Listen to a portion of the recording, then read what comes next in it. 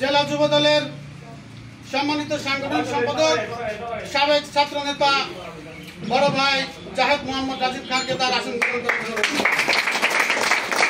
থানা যুব দলের সিনিয়র যুগ্ম আহ্বায়ক বড় ভাই সরোয়ার ভাইকে তার আসন গ্রহণ করার জন্য অনুরোধ করছি। আমার এক সময়কার সহযোদ্ধা ইমরান মহলদার হিলটুকে তার আসন গ্রহণ করার জন্য অনুরোধ করছি। দর্শনা থানা যুব দলের যুগ্ম আহ্বায়ক করার জন্য অনুরোধ করছি। দর্শনা থানা যুব দলের সম্মানিত সদস্য আব্দুল হাকিম ভাইকে তার আসন গ্রহণ করার জন্য অনুরোধ করছি।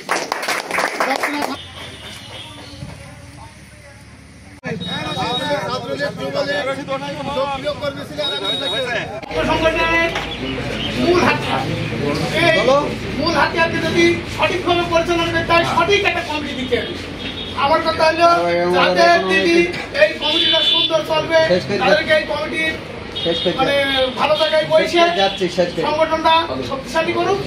যে নির্বাচনের জন্য আমরা এতদিন ধরে আমরা লড়াই করে আসছি, আমাদের প্রিয় নেতা জনাব তারেক রহমান রাত দিন 24 ঘন্টা পরিশ্রম করে এই দলটাকে এক জায়গায় করে এই আন্দোলনে ধাবিত করেছে। উনি কিন্তু ওনার বক্তব্যে বারবার বলেছেন একটা নির্বাচন, শুধু একটা নির্বাচন, ওনাকে ভোট দিতে হবে তাও বলেননি। উনি বলেছেন আমার প্রার্থীকে ভোট দিতে হবে তাও বলেননি। স্পষ্ট ভাষায় বলেছে যে আমার হাতকে শুধু শক্তিশালী করুন, আমি আপনাদের ভোটের অধিকারটা ফিরিয়ে দেব, এটা বলেছেন। উনি বলেননি যে আমাকে ভোট দিন। তার মানে উনি চান একটা নিরপেক্ষ নির্বাচন।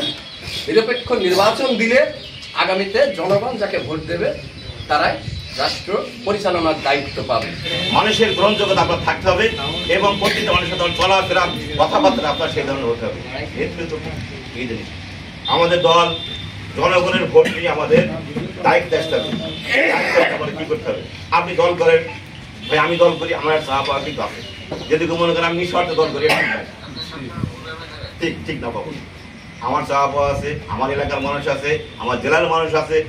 তাহলে আমি যদি কোনো দায়িত্ব বৈধভাবে 10টা ইনকাম করি, তাহলে সেই ইনকামের ভাগিদার কিন্তু আপনাদের আমি দিতে পারবো, 2 টাকা 5 টাকা খরচ করতে পারবো। যদি আপনি না পারেন, দল যদি ক্ষমতা না আসলে আপনি কি পারবেন?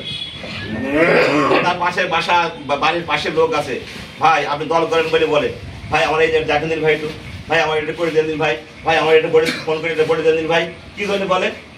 আপনি দল করেন তাই বলে দল করেন বলে আপনি একজন নেতা, আপনি একজন নেতৃত্ব দেন, এই জন্যই আপনাকে সম্মান দেয়, আপনাকে বলে, আমার অভিযোগগুলো দেয়, ভাই এটা দেখেন দিন।